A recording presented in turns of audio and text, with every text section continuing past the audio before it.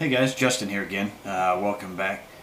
For this video, we're going to go over the Buckeye Miata Club Test and Tune and Rookie School. I may try and divide this up into two different videos. For this portion of the video, I'm probably going to focus a little bit more on trying to get across some of the points that I remember going over from the Rookie School. Maybe just to kind of share it with a few other people. I feel like I hopped in a lot of cars and gave certain guys instruction, and you know, I didn't get the chance to hop in with everybody and kind of share that with all of you. But yeah, I got a lot of video as well from the Test and Tune for the second two sessions. The first session I was talking to a spectator, so I didn't really get to get any of you guys, so sorry if you were in that first group. And then also, I guess if you wanted video from the Rookie School, sorry about that also. But I guess first thing first, one of the big things that I caught one of the guys on was don't ride around with your foot on the clutch pedal. Use your dead pedal. And if you're not sure of what that is, the dead pedal, not all cars have it. I know my Neons didn't, but there's in some vehicles you'll have a stationary pedal all the way over to the left, you know, farther over from the clutch. It's just a, you know, basically like a little block or something that sticks out from the floor. Rest your foot on that, because that'll give you something to brace against. The guy that had his foot on the clutch pedal was dipping the clutch in the middle of the turns because he was trying to brace himself. And you know, in a factory seat with 3-point belts, you're going to have to brace yourself some. That's one of the big benefits to having aftermarket seats and harnesses, is you don't have to hold yourself in as much, which allows you to be a lot less tense, and you can actually feel the car a lot better. So bear that in mind. On the same token, that all that stuff is made to be used, all the safety gear is made to be used as a system, so it's not recommended to use aftermarket seats and harnesses on the street because you don't have the full setup there. You know, unless you're driving around with a helmet and a head and neck restraint on the street, then I'm going to look funny at you even. But yeah, all that's meant to complement one another, so try not to run those on the street if you can help it. So yeah, bracing yourself. And then, you know, just generally positioning yourself in the car. I'll try to leave a link in the description for a video. I think it was Patrick Long was he's a factory Porsche driver, and well, he did it for America Le Mans, and now he's racing with the WeatherTech series. Actually did a very good video on how to position your seat, so I'll link you to that one. That way I don't have to sit here and explain the whole thing to you over again when somebody else has already done it better than what I'm going to do. In addition to positioning yourself in as far as your seating position goes, one of the things that I've been taught, actually same guy who was dipping the pedal, we caught him truck driver driving, so using, you know, one hand up on top of the wheel and, you know, kind of trying to spin the wheel with an open hand. Especially when you're in a performance driving situation and you're trying to, you know, kind of handle the wheel a little bit more than what you normally would, your hand's a lot more likely to slip and you're not going to have as much control over the vehicle. So the way you're generally taught to do that is with your hands at 3 and 9 and your thumbs up. Try not to lock your thumbs down inside the wheel. I know that gives you a little more leverage, but in the event of an accident, you know, especially if you go in front end first, you're going to end up, when you hit the wall, the wheels are going to turn, which is going to turn your steering wheel inside because that's all connected. So, you know, the steering wheel is going to very quickly turn and your thumbs are locked in that. You could potentially like break your thumbs or something like that. So try to avoid doing that. You know, none of us want the accident to happen, but if it does, you'll have your fingers out of it. So that's one other thing to keep in mind as far as positioning yourself. One of the other things, kind of not so driving related, that I got into with one of the other fellas that we were teaching there was a couple of books. One of the authors that I didn't think to mention to him was Carroll Smith. He's he's very good to watch, or sorry, to read. One of the books that I would recommend to start with for him is the Drive to Win. You're going to get a lot of. Carroll Smith was a engineer for the factory Ford GT team for Le Mans. I mean, he was back around, the 60s and that kind of thing. Some of the information in his books might be a little bit older, but a lot of the racing information in it, as far as driving, kind of still applies.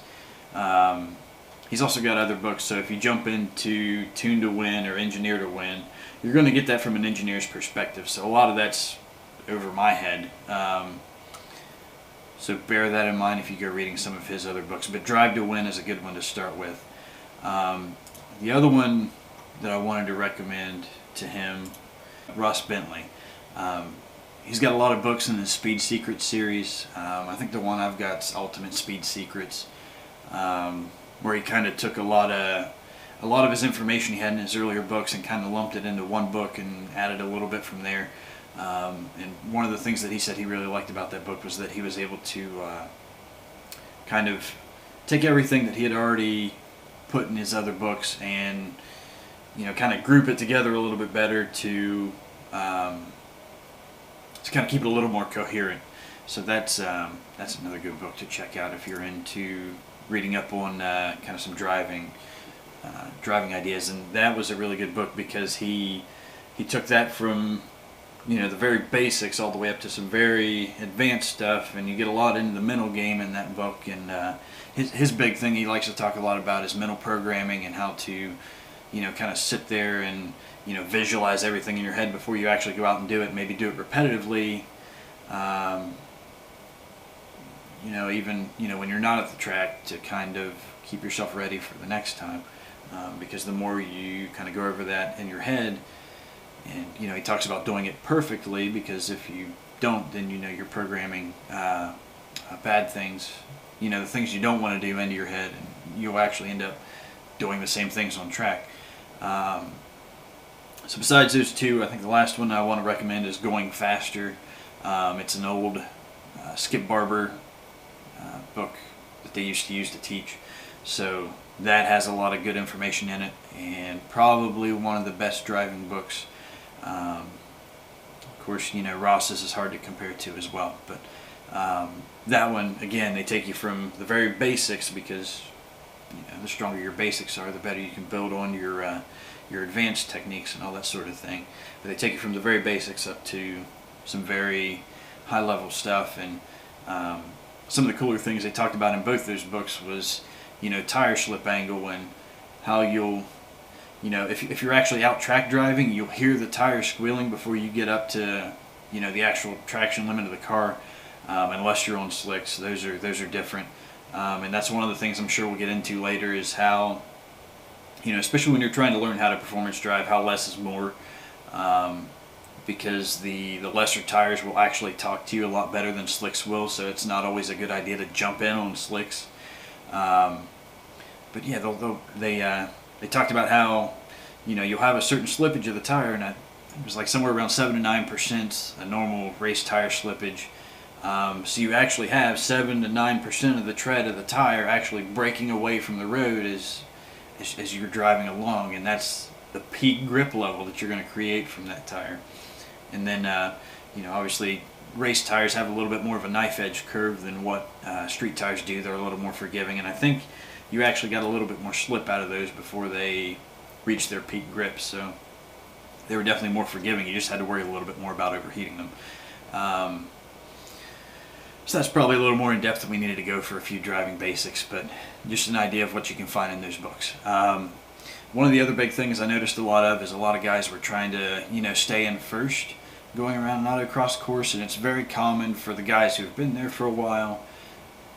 And again, I'm trying to speak for everybody. All cars are different, all tracks are going to be different, so you might actually find situations where going back down into first is better for you. But as a general rule, try shifting into second and staying there. It may feel slower getting back out of corners, but you're upsetting the balance of the car when you're trying to put that much power down, and it might actually be quicker generally it is quicker to leave it in second as you're going around the track. Like I said, just for that kind of balance thing. Another thing that ended up getting brought up, and I completely blew a couple guys' minds with this, is autocross and track driving like HPD and that kind of thing are entirely different from one another. Whereas autocross is going to reward you for kind of, quick movements on the wheel and doing a lot of weight transfer, which I know just talking about using second to keep the car a little more balanced doesn't make sense, but for whatever reason that seems to be the exception to the rule. But yeah, it seems like autocross rewards being a lot less smooth. When you get onto the big tracks, one of the things you're going to hear a lot of is smoother is faster. So you want to be real progressive on the wheel, and that's where your heel toe downshifting and everything starts coming in. Also, I say use second for autocross. There are events, I know, the Northeast Region SCCA had an event up at Devon's Airfield in Massachusetts, and that track is so long that some of the Subarus and that thing are kind of getting into the top of fourth gear before they hit the end of the straight stretches and that kind of thing. So like I said, depending on the track, it may change. So bear that in mind also. The thing with autocross is the track's always different, and you have a very short number of runs to very quickly adapt and find out what's going to be the quickest for that. One of the things I try to tell the guys over and over at the rookie school was try different things, because especially when you're first getting started out, you're going to find out what works best for you and works best for the car, and it may not always be the first thing you go to. So if you feel like second's not working for you, maybe drop back into first and try that. Or if you feel that maybe jerking back and forth at the wheel isn't doing very well, maybe try being a little bit smoother. Maybe your car has a softer suspension setup and you're kind of over rotating the car. Just a couple different things to try there, and especially if you get a couple different runs, experimentation's a real good thing to kind of help you get a little better run at your competition. Myself, for the first run or two, maybe I'll go a little bit slower, just kind of trying to cement the track into your mind. Ideally, you would do that mental programming thing and kind of try and walk yourself through the track before you actually take off. So like as you're sitting waiting for the vehicles in front of you to get done running the track, take yourself back through the track again. Try to remember all the different corners and visualize yourself going through the track, because that'll help you, especially if you're doing like SCCA Autocross where they have the sea of cones, the parking lot. That'll help you kind of not get behind. And that was one of the big things we talked about at the Autocross was slaloms and that kind of thing. It's easy to get behind. Slaloms will very heavily discipline you if you fall behind on those, and especially if you do like I said, the SCCA Autocross, the sea of cones out in the parking lot. Corners will come up on you that you're not expecting, and then you'll be behind and you lose time there. And at a very busy event, you might only get 4 runs.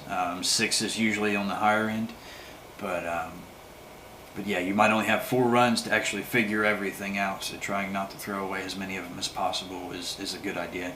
And then always, also, if you do find yourself getting lost a lot, ask somebody to come ride with you, because normally one of the guys that have been there for a while can kind of guide you through the track as you're as you're trying to figure it out. So that may end up saving you a couple of runs, because if you end up off track, you're going to DNF.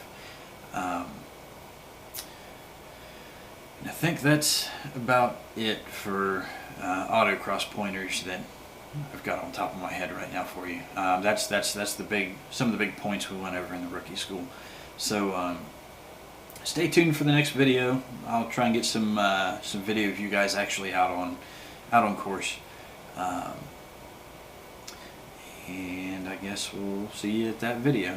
Thanks again. Bye.